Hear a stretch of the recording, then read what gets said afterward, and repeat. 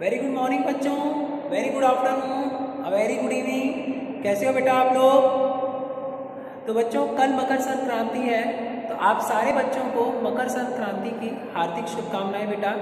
अच्छे से आप लोग एंजॉय करिए इस हिंदू फेस्टिवल को, और मैं आशा करूँगा कि आप सारे बच्चे जो है काफ़ी अच्छे से इस फेस्टिवल को सेलिब्रेट करोगे, खूब खाओ पियोगे, मस्ती करोगे।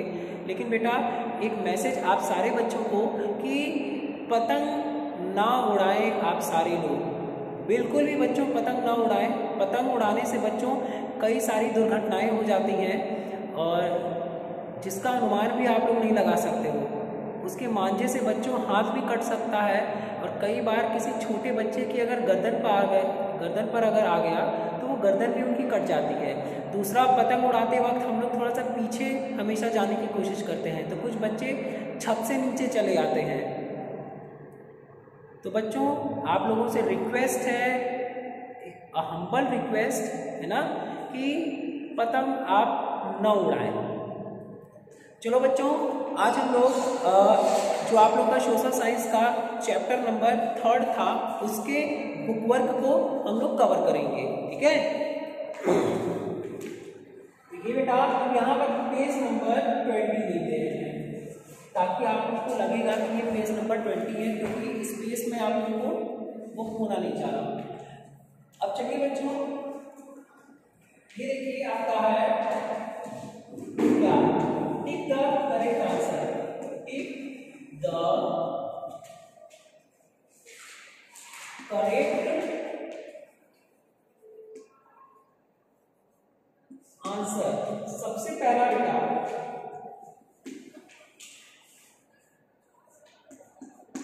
The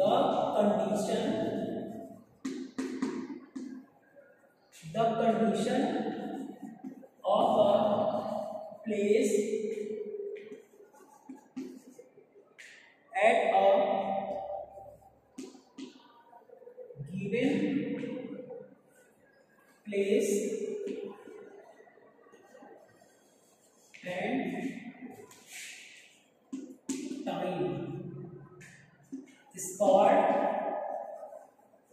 the condition of a place at a given place and time is called। बच्चों 4 ऑप्शन है, सीजन है, एल्टीट्यूड है, वेदर है एंड क्लाइमेट। तो बच्चों सही ऑप्शन है आपका B, weather.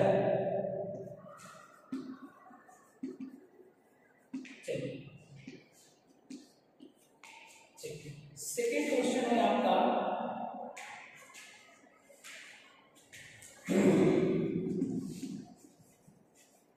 The height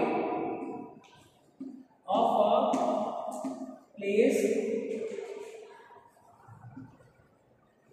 above the sea level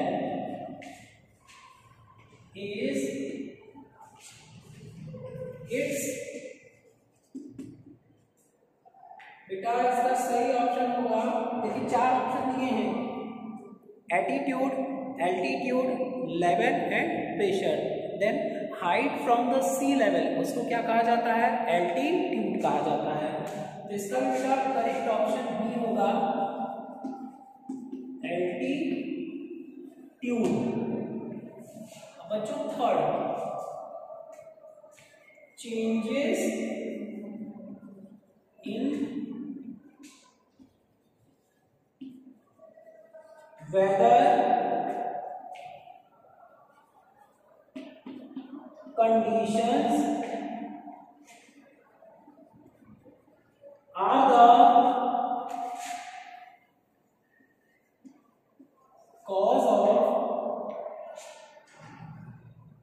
changes in weather conditions are the cause of changes in weather conditions are the cause of weather condition में बच्चों जो चेंज होता है उसको क्या कहा जाता है?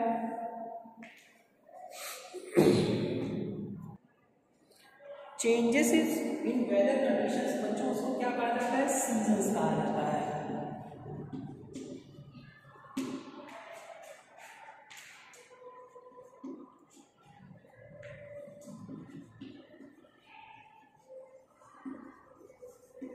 barometer is used to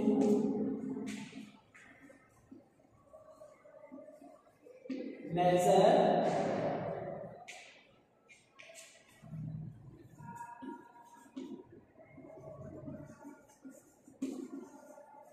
atmospheric pressure। ठीक है बच्चों,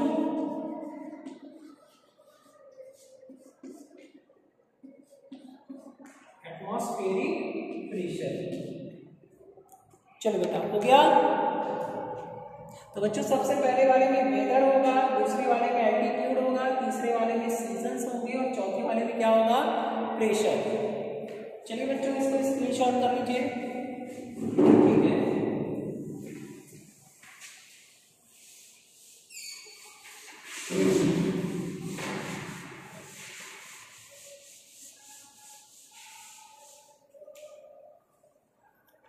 चलिए बेटा फिफ्थ वाला है आपका, a person who studies weather, a person who studies weather is called meteorologist। C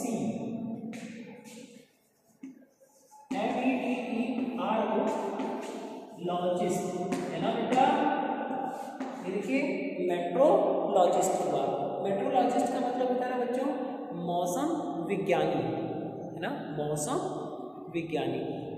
चलिए ठीक है बच्चों, ये आपका फिनिश हुआ मल्टीपल चॉइस क्वेश्चंस, इसको आप लोग कंप्लीट कर लीजिए।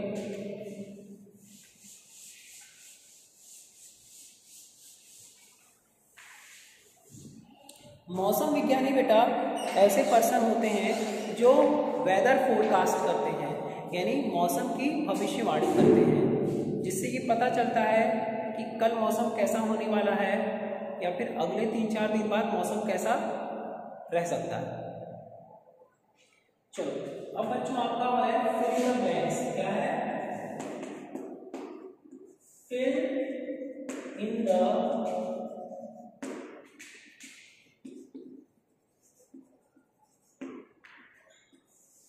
ब्लैंक्स। तो चलो बच्चों हेल्प बॉक्स जो है पहले मैं राइट कर देता हूं, हेल्प बॉक्स। सबसे पहले बच्चों है वेदर, फिर है मॉडरेट, फिर है फ्रीजिड, फिर है कूलर और फिर है ट्रॉपिकल। क्या है, tropical.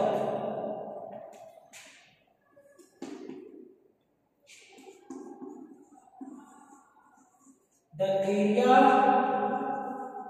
near the poles are called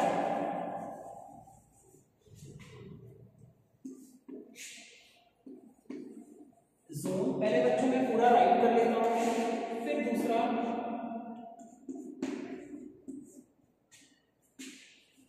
of a place can vary from day to day। ठीक है, थर्ड वाले को देखिए, the heat zone nearest to the equator, the heat zone nearest to the equator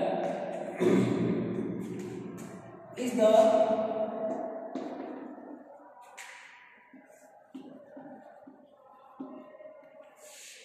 zone।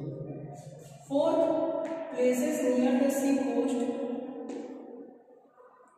places near the sea coast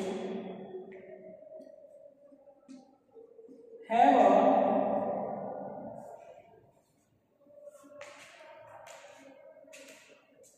climate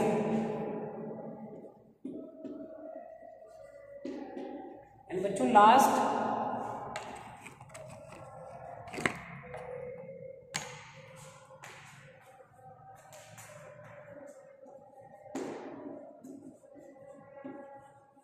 as we go up a mountain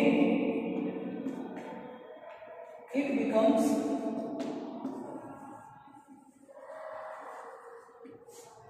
चलो बेटा तो सबसे पहला बेटा the area near the poles are called इसको क्या कहते हैं बच्चों फ्रीजिड जोन जो पोल्स के पास होता है उसको क्या कहते हैं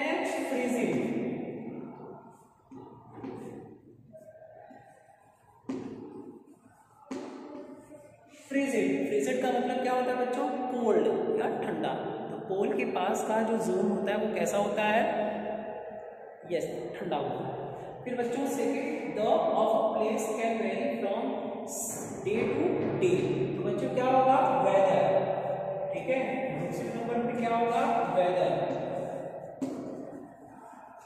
तीसरे नंबर पे the heat zone nearest to the equator is the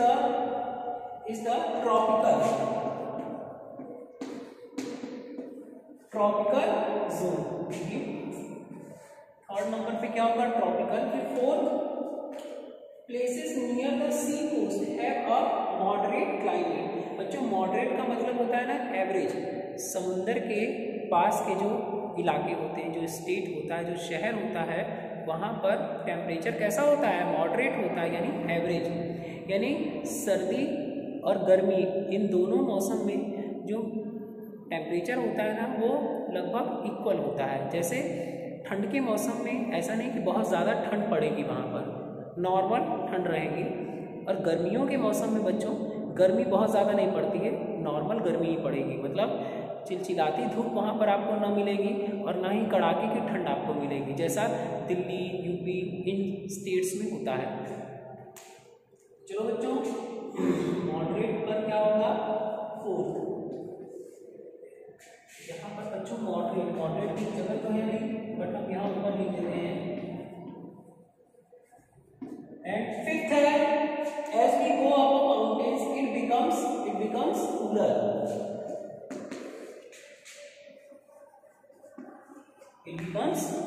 okay guys तो बच्चों इस तरह से आप लोगों का ये fill in the blanks complete हुआ फर्स्ट वाले में बच्चों फ्रीजिड होगा सेकंड वाले में वेदर होगा थर्ड वाले में ट्रॉपिकल होगा फोर्थ वाले में मॉडरेट होगा और फिफ्थ वाले में क्या होगा कूलर सो गाइस इसको आप लोग स्क्रीनशॉट करिए या नोट करिए देन मैं इरेज करता हूँ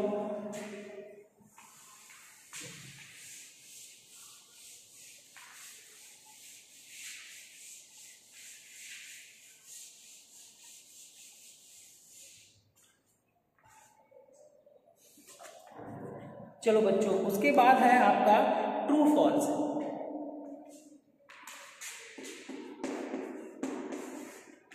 बेटा पहला है sea bridges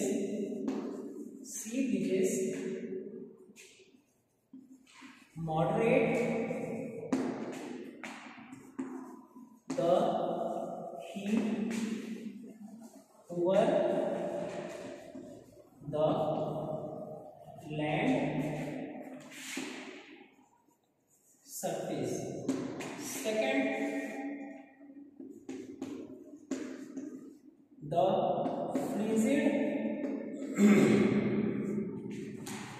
frigid zone is very hot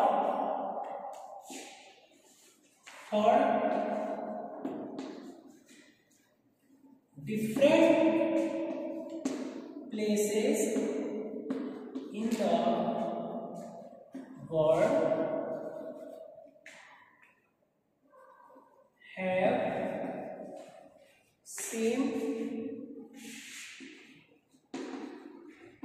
type of climate. Fourth, the sun shines vertically. The sun shines vertically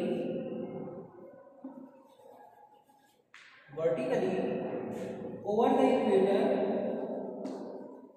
the equator, throughout the year.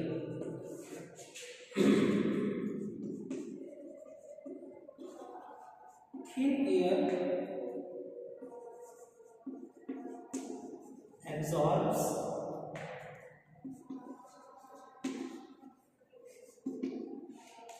the heat. Sea breezes moderate the heat over the land surface. अब बच्चों जो sea breeze है ना, moderate the heat over the land surface. Actually बच्चों यहाँ पर ये कह रहा है कि जो समुद्र से हवाएं जब चलती हैं ना बेटा, तो वो ठंडी हवाएं चलती हैं. तो moderate the heat over the land surface. तो बच्चों ये एक तरह से क्या होता है कि या तो मॉडरेट करेगा या तो कूल करेगा. देन आई थिंक सो कि ये आपका ट्रू है. Second, the freezing zone is very hot. False बच्चों, जो फ्रीजिंग जोन होता है ना वो बहुत कोल्ड होता है. Third, different places in the world have same type of climate. False, सबका भाई अलग अलग क्लाइमेट होता है. The sun shines vertically over the equator throughout the year. Yes, equator के बच्चों जो हमारा इक्वेटर होता है भूमध्य रेखा, उस पर जो सूरज की रोशनी पड़ती है ना बच्चों, वो वर्टिकली पड़ती है यानी सीधी पड़ती है पूरे साल. और thin air absorbs less heat. Yes, जो थिन एयर होती है, पतली हवा होती है, वो सूरज की रोशनी को कम ही एब्जॉर्ब करती है. तो बच्चों पहला ट्रू होगा, दूसरा फॉल्स, तीसरा फॉल्स, चौथा ट्रू और पांचवा ट्रू. ओके बच्चों, देन आज आपका लेक्चर फिनिश होता है. And happy Makar Sankranti to all of you.